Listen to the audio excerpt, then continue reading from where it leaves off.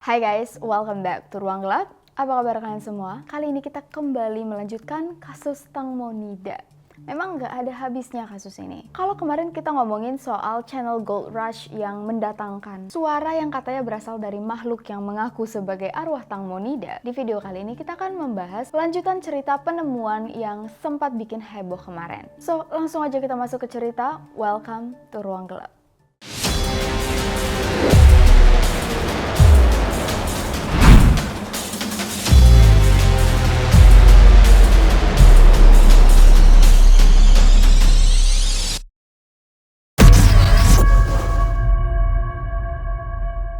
Oh ya, sebelum masuk ke cerita, gue pengen kasih tahu dulu nih. Kalau kalian ada yang lagi nyari masker yang cocok banget buat kulit sensitif dan juga jerawatan, gue rekomen banget produk dari Scarlett ini. Nah, ini tuh setiap kali kalau gue ngerasa muka gue tuh kotor, gue pasti pakai ini karena setelahnya muka gue tuh halus banget dan berasa bersih gimana gitu. Kayak beda lah kalau kita nyuci muka cuman pakai facial wash dengan pakai masker. Dan karena hari ini gue merasa muka gue kotor, mari kita pakai.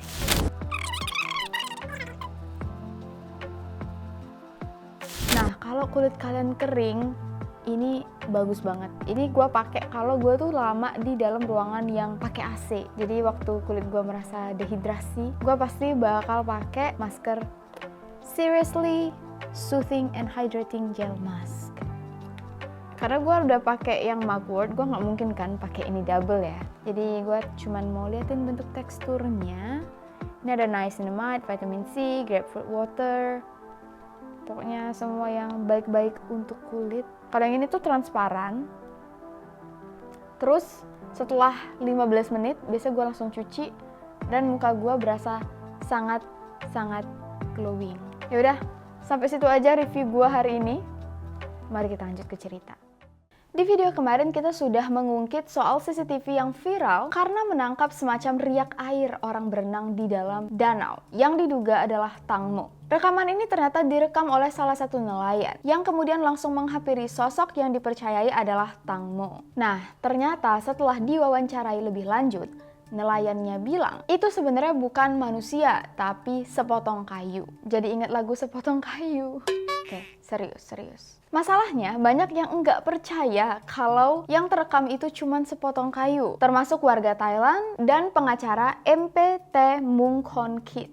Dia bilang, nggak mungkin itu sepotong kayu. Soalnya ada di perairan lepas dan kelihatan kayak bergerak melambai-lambai. Belum lagi, dia juga curiga dengan kelakuan sang nelayan. Karena waktu mendekati potongan kayu ini, ekspresinya itu agak berbeda. Nah, kalau itu tadi tentang CCTV, mari kita bahas tentang asuransi. Seperti yang udah kita ketahui, beberapa media mengatakan Tang Mo mewariskan semua hartanya ke anak angkatnya yang bernama Esther, yang merupakan anak kandung dari Gatik, si manajer yang kita curigai. Karena Tang Mo sayang banget dengan Esther, makanya dia mewariskan semua hartanya ke Esther. Tapi ada yang bilang bukan semua harta tapi semua asuransi jiwa. Jadi ini juga masih simpang siur. Jadi wajar dari sejak pertama kali kasus Tang Mo viral, banyak yang langsung curiga jangan-jangan kematian Tang Mo ada hubungannya dengan perebutan harta. Nah, asuransi Tang Mo sudah cair, tapi sekarang Gatiknya malah hilang. Berhubung Esther masih di bawah umur dan seharusnya yang memegang uang asuransi adalah Gatik dan Gatiknya hilang, jadi untuk sementara uang asuransi yang cair dipegang oleh ibu kandung Tang Mo yang bernama Panida.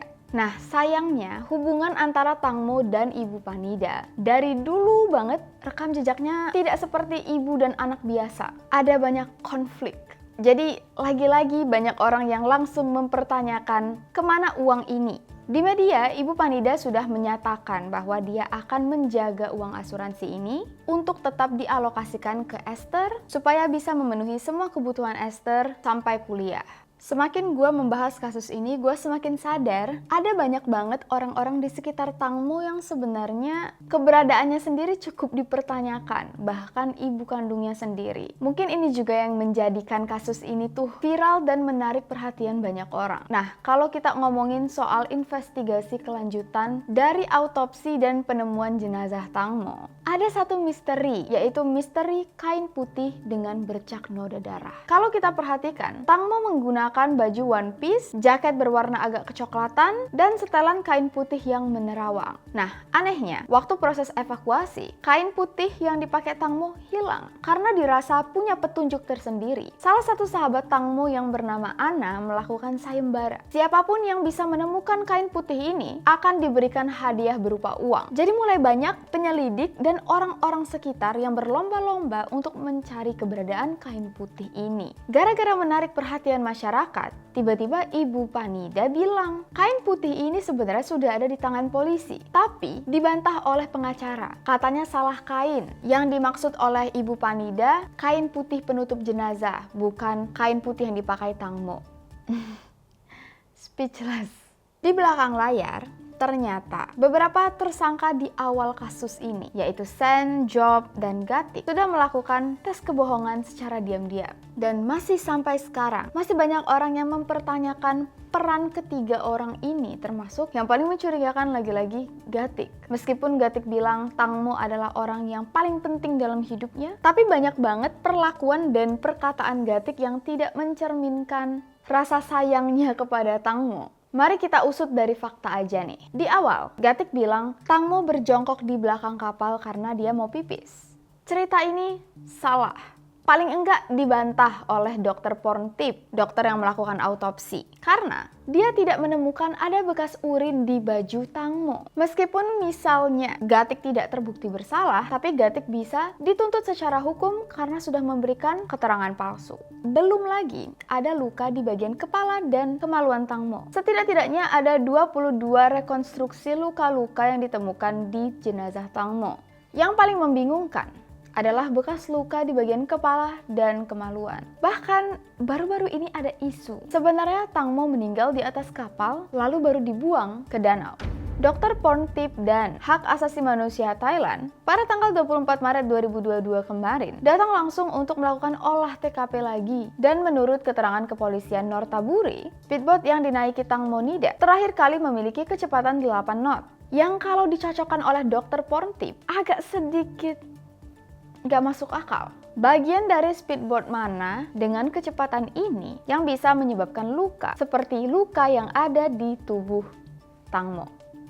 Nah, penyelidikan dokter Porntip membuat beberapa oknum atau pihak agak geram, termasuk Ibu Panida. Soalnya dokter Porntip mendapat ancaman-ancaman kecil untuk tidak ikut campur dalam kasus ini. Tapi karena dokter Porntip merasa sebagai manusia dan dokter, dia perlu membantu, dia harus berkata jujur, makanya dokter Porntip tidak mundur dan masih menyuarakan keadilan. Apapun yang sebenarnya terjadi harus diutarakan sampai proses penyelidikan benar-benar tuntas. So, sejauh inilah investigasi yang kita miliki tentang kasus Tang Mo. Gua nggak sabar untuk akhirnya mengetahui hasil dari semua investigasi. Karena kita udah ngikutin kasus ini hampir 1 bulan. Dan sampai sekarang jujur, belum banyak tanda-tanda kepolisian punya sesuatu yang besar. Maksudnya, bukti yang kuat yang bisa membuat masyarakat dan semua pihak merasa kasus ini memang sudah diinvestigasi sebaik mungkin. Kita juga nggak tahu seberapa lama kasus ini bisa terus diinvestigasi. Karena biasanya, kalau fokus publik sudah turun, kasusnya agak sedikit terlupakan. Terima kasih udah nonton video ini. Jangan lupa untuk like dan subscribe channel Ruang Gelap kalau kalian suka dan ingin mengikuti video-video selanjutnya. Untuk kalian yang mau request kasus atau punya cerita, kalian boleh banget langsung email ke misteriruanggelap@gmail.com dan kami akan dengan senang hati membaca email-email kalian. See you guys in the next video. Please take care, stay safe, and stay alive.